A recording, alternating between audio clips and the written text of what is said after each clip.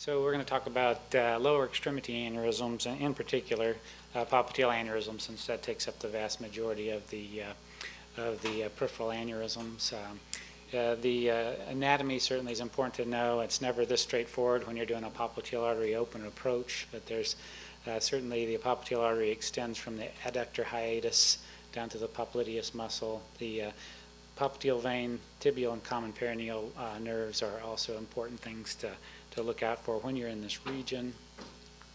The popliteal artery normally is about 1 centimeter in diameter, and we consider an aneurysm about a focal dilation of 50%, greater than 50% the normal diameter, so about 1.5 centimeters in general. Again, the popliteal artery is aneurysmal about 80% of the time when you look at all of the peripheral aneurysms, so that's what we'll focus our discussion about. The majority of it is atherosclerotic and associated with atherosclerotic disorders. The smaller percentage are trauma and the other things that you see here. These are typically seen in older males and smokers in the majority of the cases. Anatomically, when you look at these aneurysms, they, as in this series, they can be a wide range, but certainly average around 3 centimeters. Your problem or concern with aneurysms or popliteal aneurysms is not like abdominal aneurysms where you worry about rupture.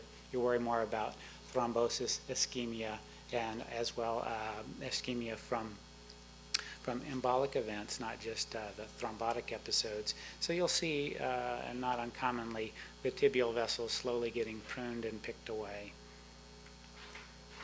And a nice little question is about concomitant aneurysms. So if you have an abdominal aortic aneurysm, about 1 or 2 folks may have a popliteal aneurysm. It's always important to do a complete physical exam on all your patients, of course, but you always want to focus for other things, and you'd see that in 1 or 2% of your abdominal aneurysm patients, you may have a popliteal aneurysm. Now, on the flip side, if you have a patient with a popliteal aneurysm, on one side, about 40% of them may have an abdominal aneurysm, so it's important to assess and screen that. And in Central Texas, we have rather large corn-fed folks, and so you may not always be able to feel it, so you need to look for it and look hard for it. And if you have bilateral popliteal aneurysms, it can be 50 to 70% of the patients have an abdominal aneurysm. The optimal percent symptomatically, and about 60% of the time. So we'll see in the kind of chronic limb ischemia from claudication to minor tissue loss is about 40%, and about acute limb ischemia about 20% of the time. And again, limb ischemia is what we worry about and what we want to prevent. And even small aneurysms, less than 2%, can have about an 8% risk of having limb ischemia. As you get larger, of course, things get worse. Not for rupture, but more for an ischemic problem. So about 24% at 1 year, and then 68% at 5 years. So you go out and watch these people, if they've got large aneurysms, they're at very high risk of having a thrombotic episode and then also limb loss. And so indications for intervention certainly are people with ischemia when they're symptomatic, compression. Asymptomatic patients in general about 2 centimeters in diameter, or if they have a bad intraluminal thrombus burden, because the risk for distal embolization or acute ischemia is there, and that carries a high risk of limb loss, and certainly someone who already has poor runoff in relation to their aneurysm. Now there's different ways we can treat them. Certainly open, medial, or an open repair. You can see the vast majority of folks are done by a medial approach, and we'll talk a little bit about medial and then the posterior approach. And stent grafts are becoming more common.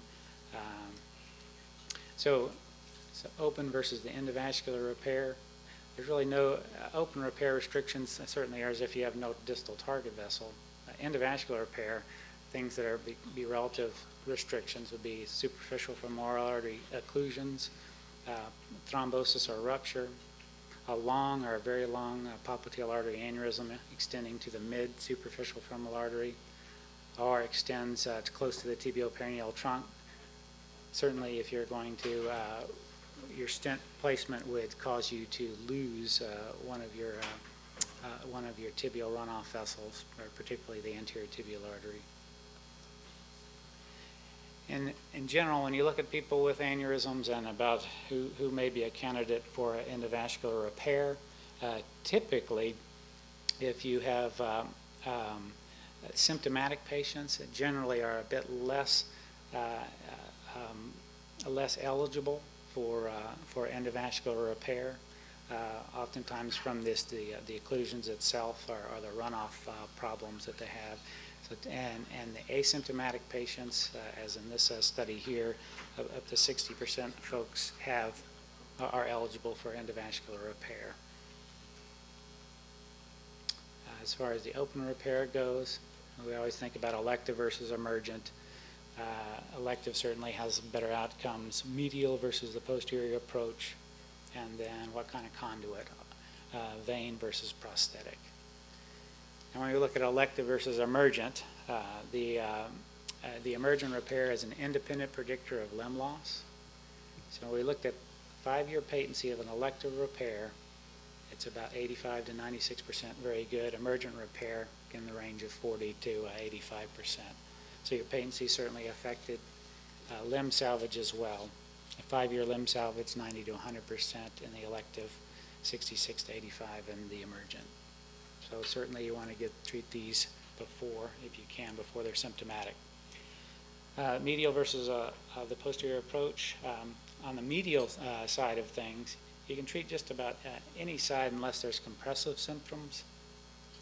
And that may be why you would want to go posteriorly to take out the big mass that could be giving compressive symptoms, whether it be venous mostly or nerves. Bypass is usually venous if possible.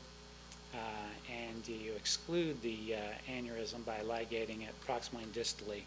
And a consideration of that is that you can still have continued growth due to persistent collaterals.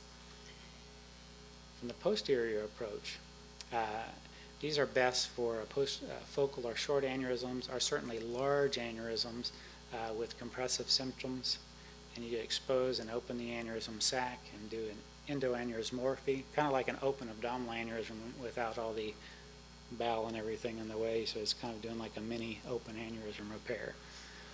You'll ligate the geniculate branches and put a short interposition graft. And interestingly, since it's a short graft, the prosthetic and the vein tend to have comparable patencies. While on the medial approach, you might want to tend to try to use vein if possible. Because the vein grafts, patencies are similar regardless of the approach. On the prosthetic graft, the patency is better on the posterior approach. With the posterior approach, again, no difference between vein or prosthetics. So the endovascular repair, it's been around for a very long time, but and continuing to improve. First done in 1994. The Viabond graft is still what is most commonly used. Indications, again, for consider an aneurysm when it's greater than 2 centimeters or significant thrombus. You need to have suitable proximal and distal landing zones, and ideally good runoff. Contraindications are certainly always relative, but aneurysmal disease in the SFA, involvement of the anterior tibial artery at origin, and large aneurysms with compressive symptoms like this large aneurysm is here.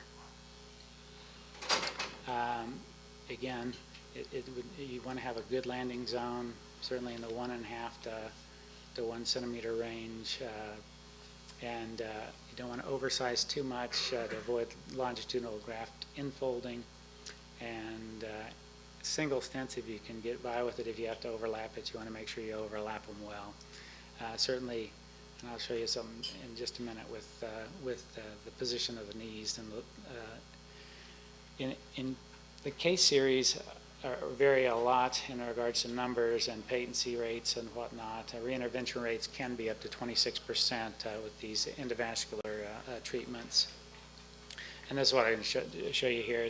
Certainly, it's a mobile area. You can have stent fractures, which is shown here. And in a review of 78 pseudoaneurysm stents in 64 patients, they saw about a 17% stent fracture rate. So like most things in vascular surgery, you don't fix and forget, and you want to keep an eye on things and look out for this. And another important adjunct to care for people with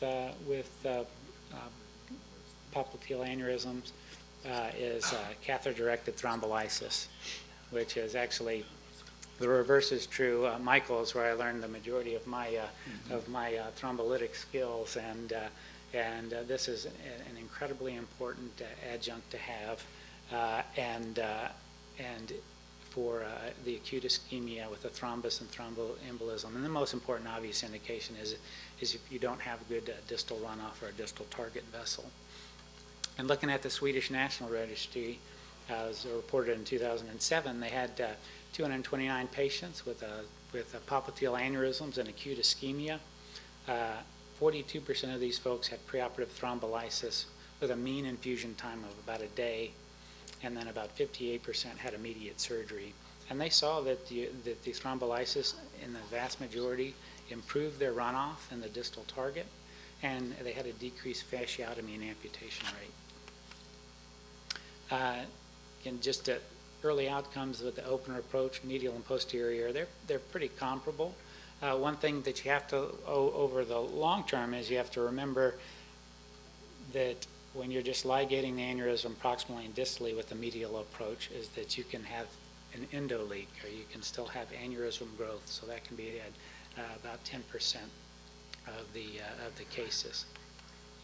And also comparing open versus endo, certainly you don't have the wound complications and that.